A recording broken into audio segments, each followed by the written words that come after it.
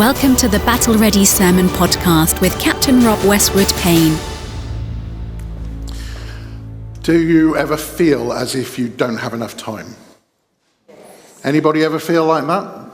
Good, well then this message is for you, so I'm glad somebody said yes, otherwise I'd have had to think about something else. But we quite often feel we never have enough time. We need time, don't we? It's one of the most precious things that we have, perhaps the most precious thing that we have. We need time to be able to work. We need time to be able to play. We need time to spend with our family, with our friends. We need time to worship. We need time to be able to spend time with God. And yet we never seem to have enough time, and we end up feeling frustrated because we don't have enough time. Has anybody ever said, I wish I had another hour in the day? Anybody ever said that? Yeah, if only I had another hour in the day. If I had another hour in the day, then I would be able to get all of my work done, and I'd be able to finish my task list, and I'd go home with a sense of achievement. If I just had another hour in the day. If I had another hour in the day, I'd have time to sit down with my family for a meal and to talk about how our days have been, or to go out with a friend for coffee and check in with them. If only I had another hour in the day. If I had another hour in the day, then I would be able to join a growth group and I'd be able to meet with them each week. If only I had another hour in the day. If I had another hour in the day, I'd be able to spend time with God and studying the Bible and speaking with him and praying with him. If only I had another hour in the day. Or maybe you're even busier than that. Has anybody ever said, I wish I had another day in the week? Some of you? If only I had another day in the week. You know what? I would be able to observe a proper Sabbath, a proper Sunday, if only I had another day in the week. I'd be able to get everything else done, and then I'd be able to have a proper Sunday. If I had another day in the week, I wouldn't wake up on a Sunday morning and go, oh, you know what? I think I just need a duvet day today. I'm not going to bother with worship. If only I had another day in the week. We are so time poor sometimes, and we end up being overtired and overworked. In fact, Professor Michael Zigarelli, there's a good name to get in on a Sunday morning. Professor Michael Zigarelli, he carried out a survey amongst Christians a few years ago, and this is what he found. He found that many Christians are caught in a vicious circle, and this is how he explained it. It's prompted by our trying to fit into the culture of busyness around us. And he said it may be the case that, one, Christians are assimilating a culture of busyness, hurry, and overload, which leads to, two, God becoming more marginalized in Christians' lives, which leads to, three, a deteriorating relationship with God, which leads to, four, Christians becoming even more vulnerable to adopting secular assumptions about how to live, which leads to, five, more conformity to a culture of busyness, hurry, and overload, and the cycle begins again. Does anybody recognize that vicious cycle? That vicious cycle of allowing ourselves to be dragged into the world's culture of busyness and rushing around and hurry and overload, which then means that God is pushed out to the edges of our lives. And because of that, of course, our relationship with God then deteriorates because we're not spending enough time with him, and he's on the outskirts of our lives, which means we're then more vulnerable to the devil and the world having a go at us and saying, you need to be more busy and more hurried and more rushed if you're going to be successful. And then we become more rushed and hurried and overloaded, and the circle begins again. As it turns out, I should recognize that vicious circle, because it turns out, according to this survey that Professor Zigarelli has done, that pastors and Christian ministers and leaders and Salvation Army officers and all of those sort of people in those sort of positions, they're just as caught up in the vicious circle as all of you are. The very people who should be equipping us not to be hurried and not to be busy and not to be rushed around are just as busy. Zigarelli found that 65%, and that's the same kind of level as lawyers and nurses and managers, 65% of Christian pastors and leaders rush from task to task in a way that they admit has an impact on their relationship with God. And I can identify with that. There are times when I sit down at my desk and I wonder actually how different my ministry is, my work is, to when I worked in a lawyer's office. And Zigarelli says, it's tragic, it's ironic that the very people who could best help us escape the bondage of busyness are themselves in chains. I also think that it's a particular problem for us as Salvationists. Because as Salvationists, we are activists. We want to be doing stuff. You've all heard the phrase, if there's a need, there's the Salvation Army. Yeah? Because people see us as activists and we see ourselves as activists. So we want to be doing stuff, we want to be helping people, we want to be serving. And that's great. But if we're not careful, we just add more and more layers of Christian busyness. We want a larger congregation. We want more people to fill these seats. And so we think about activities that we can put on that will attract people to our congregation and want to become a part of our congregation and want to learn about Jesus for themselves. We want better worship meetings, and so we spend hours and hours rehearsing music, rehearsing sermons even. I know that may be a surprise to you that I rehearse my sermons, but it's true. We want innovation. We want creativity. We don't want to be staged. We don't want to be stuck. We want to be on the cutting edge. And so we put on more and more activities if we're not careful. And that is something that we're going to have to be careful of as we come towards the end of our big conversation process. As we gather together the data and we start to think about what God is asking us to be and what he's asking us to do in the 21st century. Because we are activists, our temptation will be to add more and more activities. Let's do this because we want to do this. Let's do this. Let's put this on. Let's have this during the week. Let's do this at the weekends. And so on. Now, all of those activities may well be good things, but if it leads us to a kind of life that is not healthy, if it leads to drivenness, then that's a problem. And it can often leave us feeling frustrated because we're aware of the gap between what we're doing and our busyness and our rush and our hurry and the Christian spiritual life or the Christian's experience of God. It's a bit like a smartphone. Hands up if you've got a smartphone. Yeah? I was going to say, I would think it's probably the majority of the congregation. It's a bit like a smartphone. Some of us are on our smartphones constantly. I'm not going to look at anyone in particular. You know whether you're on your smartphone constantly or not, but we're making calls and video calls and we're sending text and we're sending WhatsApps and we're scrolling through social media and we're reading the news and we're playing games and all sorts of different things that we can do on our smartphone. And as we use it, the battery depletes and eventually it runs out. Now, some of us use our phones so much that we carry an extra battery pack around with us. I'm not looking at anyone in particular. And stop pointing, John. Confess yourself. Confess yourself, don't confess for others. Okay? Some people use them so constantly they carry another battery pack around with them so that they can make more calls and more video calls and send more texts and more WhatsApps and play more games and read more social media, but eventually the battery pack runs out as well. And a smartphone that has no battery is useless. Absolutely useless.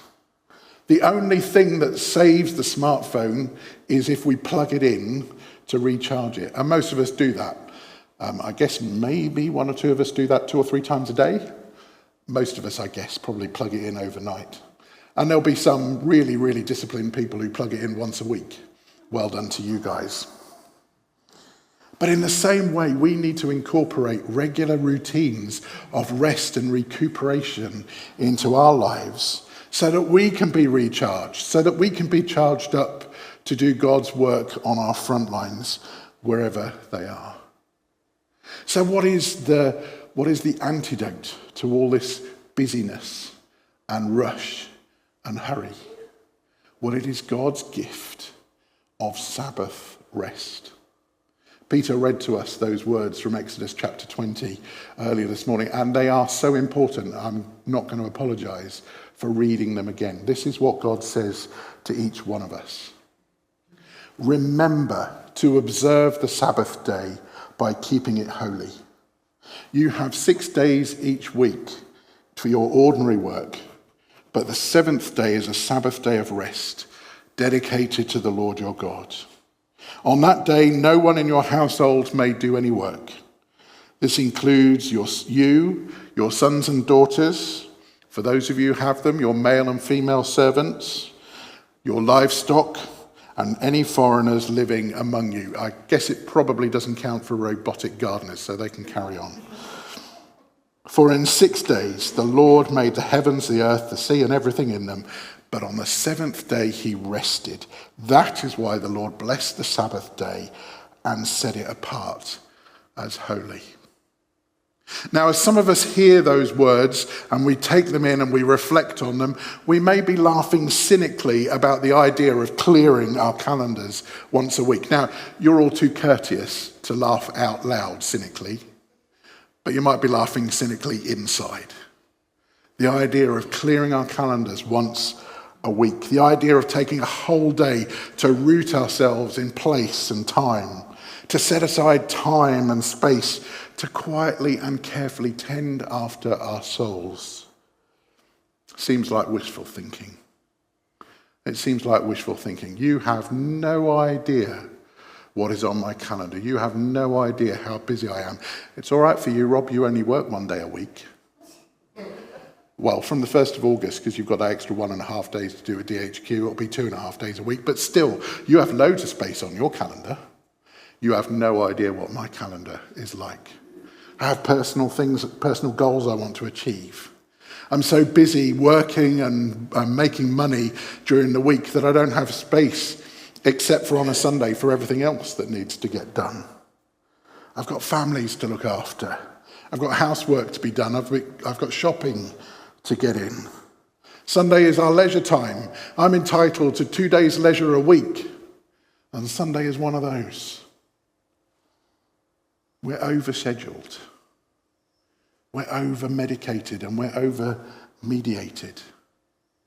And into all of this, God continues to offer his gift of Sabbath rest. Now, it's very unfortunate that we have named the words in Exodus chapter 20 as the 10 Commandments, because that's not how they were described originally. In Hebrew, they're simply called the 10 words. And the difficulty with naming them commandments is it sounds like God is saying, you've got to do this, and if you don't do it, then you're not a very good follower of mine, and you're going to be in trouble. And we kind of imagine God wagging his finger and saying, if you're not keeping the Sabbath, then you're not doing the right thing, and that's awful. But actually, if we think of them as the 10 words, they really are, all 10 of them, gifts from God. They're gifts that shape our relationship with him, and they're gifts that shape our relationship with each other. And this fourth word around Sabbath rest is a gift of the natural rhythm that God has made for our life, a natural rhythm of life. Sabbath rest is a gift from God that helps us structure our lives in the freedom that God gives us. It's there to protect us, and it's there to help us lead a flourishing life. Now, this is not to say that work is bad, okay? Please don't go to your employers tomorrow and tell them that work is bad, okay? Our God is a working God. He was working before the creation of the world, and he will carry on working into eternity. And because we are made in the image of God, that's why we work.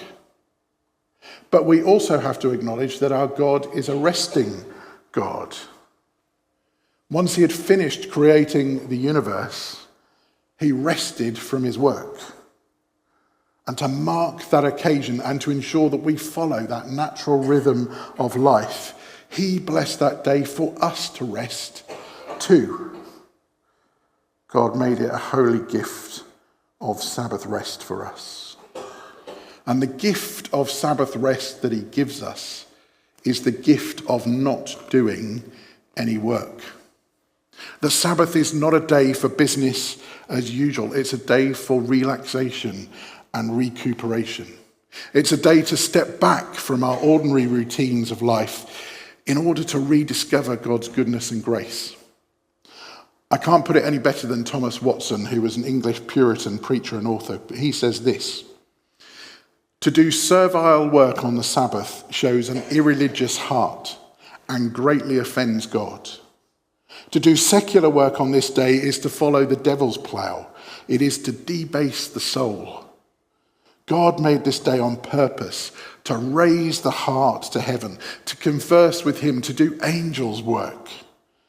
And to be employed in earthly work is to degrade the soul of its honour. It's to tarnish that image of God that we are made in." God's gift of Sabbath rest is the answer to this world's workaholism. And so on the Sabbath day, if you're in business, you should rest from your business. If you're a student, then you should rest from your study. If you're responsible for housework, then you should rest from your cleaning and washing and everything else. If you're in ministry, you should rest from your ministry. Now, immediately, we start to think, well, but there's some work on the Sabbath that's necessary. We think of emergency workers, NHS workers, those who are full-time ministers in the church, even those who provide a ministry here on a Sunday. And for those people, they may need to set aside different periods of rest on different days in order to make up the time that they spend working on a Sunday. So I try to have my Sabbath on a Saturday because I can't have it on a Sunday. But we don't stop work simply to do nothing. Sorry about that. Maybe if your body needs you to do nothing, then that's okay on occasions, but Sabbath is not for doing absolutely nothing at all. God's gift of Sabbath rest is that it clears space for us to do something special on that day. So how should we accept this gift of Sabbath rest and keep the Sabbath? Well, first of all, it's not a list of do's and don'ts. If you find yourself sitting there now and asking yourself, okay, so if I'm observing the Sabbath, can I watch the TV? Or can I kick a football about in the garden? Or can I go out for lunch? Can I meet with friends and family? If you're asking those sorts of questions, can I gently suggest to you that the question you might really be asking is, what can I get away with? What can I get away with on the Sabbath? That means I'm still observing the Sabbath, but I can get a few things done that I've not managed to get done in the rest of the week. If you're looking for a loophole in the Sabbath, then I think you might have missed the point of the gift that God is trying to give us. God is calling us away from our usual activities to the most important activities of all, to worship him and to rest and to recuperate. And all we have to do is to accept that gift of Sabbath rest and the freedom that comes with it, and then make godly, wise choices about what we do on the Sabbath. Because it's really about ensuring that worship and Sabbath rest doesn't just become one of those other leisure activities that we do each week. We don't want to be caught trying to shoehorn worship into all the other things that we do in our leisure calendar, or along with our shopping or sports or family activities or whatever else we might want to do on the Sabbath. And Sabbath rest isn't an option. The health of our spirit, the health of our souls depend on us taking time out to focus obediently on our life of faith. And, I'm probably preaching to the converted amongst most of you. We all know this. We all instinctively know that we should give a day over to God in order to worship him and to rest and recuperate. We set it apart from the other days of the week for his glory. And so we worship him. We remember that our relationship with God is special. We meet with him in prayer. We meet with him in the ministry of the word. We meet with him in singing and playing our praises and presenting our offerings to him. We meet with him in sharing Christian fellowship together. Maybe when we go home from here, we catch up on our spiritual reading, or we find something on television that helps us delight in God, or whatever it is that we do, go out for a walk in nature, all sorts of different things that we can do. But whatever else we do on the Sabbath, we should plan to spend the whole day in ways that make the Lord's day really his day.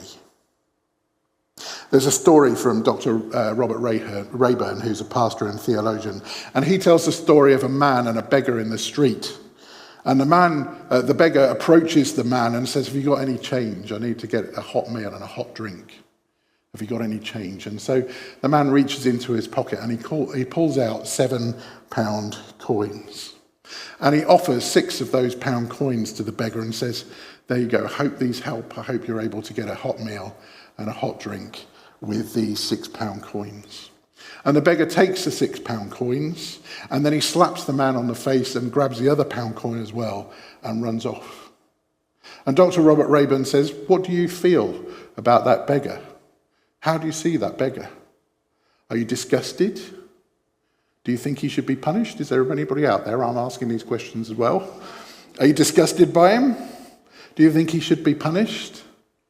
Well, Dr. Robert Rayburn goes on to ask, well, then what do you think of the sinner, saved by God's grace, who insists on taking all 7 days a week for themselves and their business? If you think the beggar is a scandal, then so is that. And the only way that we can avoid that scandal is to remember God's gift of Sabbath rest and to keep it holy. So how do you know? How do you know if you've embraced God's gift of Sabbath rest? 2 things. The first is that you remember the Sabbath. In our busyness, we're prone to forget God and his great work in creation and all that he provides us every day. And when we forget, we fail to praise him for all that he's done and continues to do for us. And God's gift of Sabbath rest and remembering God's Sabbath reminds us to give him the glory for all that he's done for us, to give him the glory for his love and his mercy and his grace. But remembering the Sabbath is more than just about your memory. It's a little bit like remembering your wedding anniversary or someone's birthday. It's not enough, I have discovered from experience, it is not enough to wake up on your wedding anniversary morning and go, "Oh, I've remembered it's my wedding anniversary today." You're not likely to get much cop for that. It's not enough to wake up and go, "Oh, I've remembered it's my friend's birthday today." Our remembrance has to be backed up by action.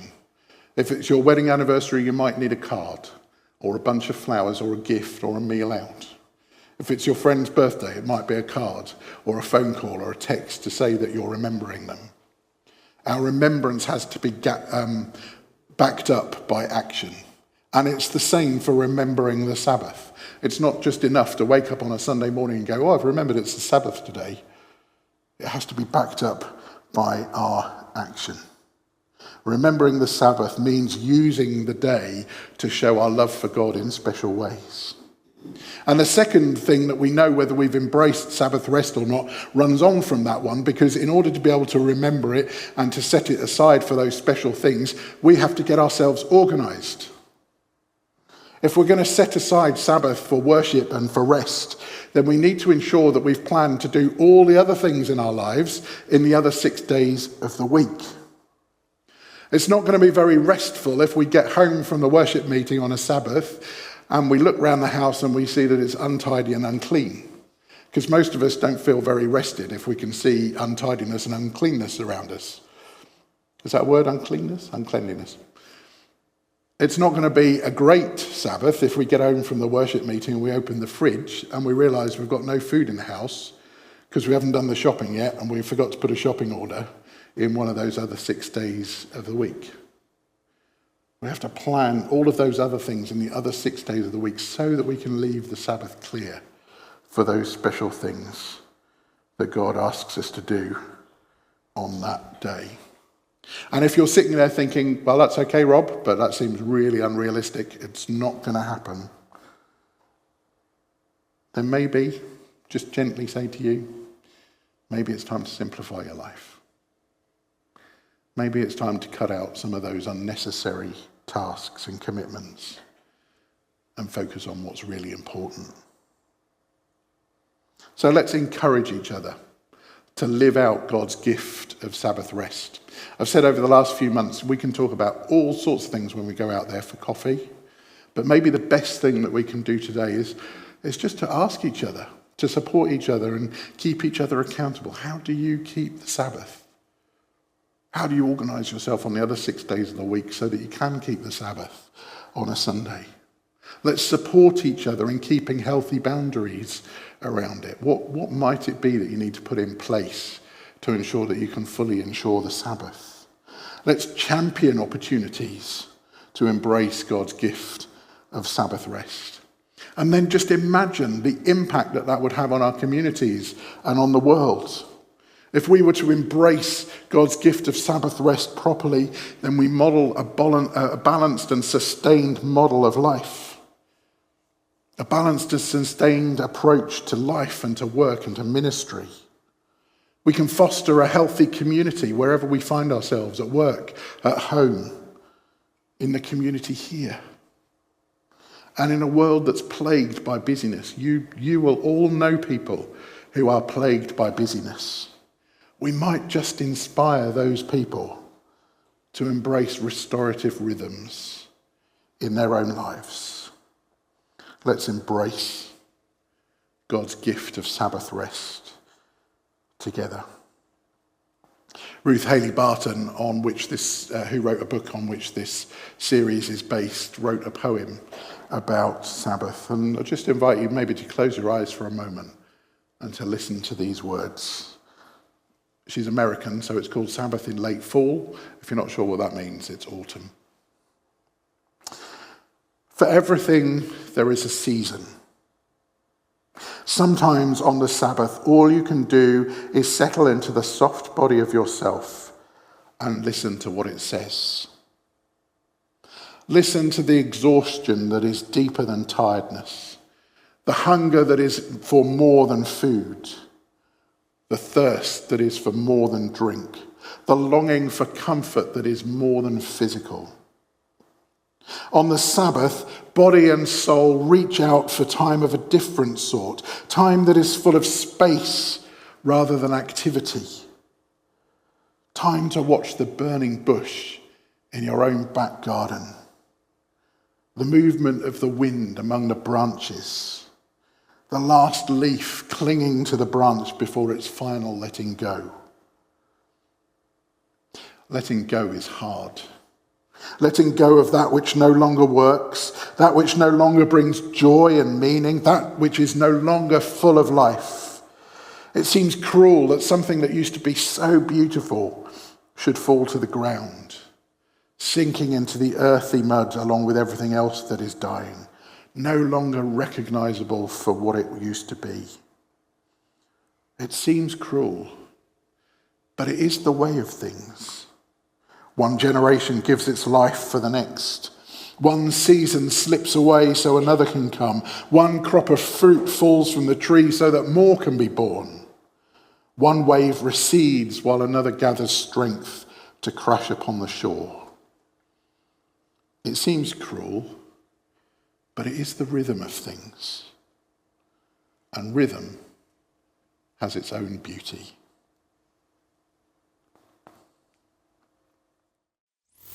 If you would like to subscribe to Battle Ready Sermons wherever you choose to listen to podcasts, or if you'd like to receive them direct to your inbox, head to www.equippinghispeople.com/sermons and follow the instructions.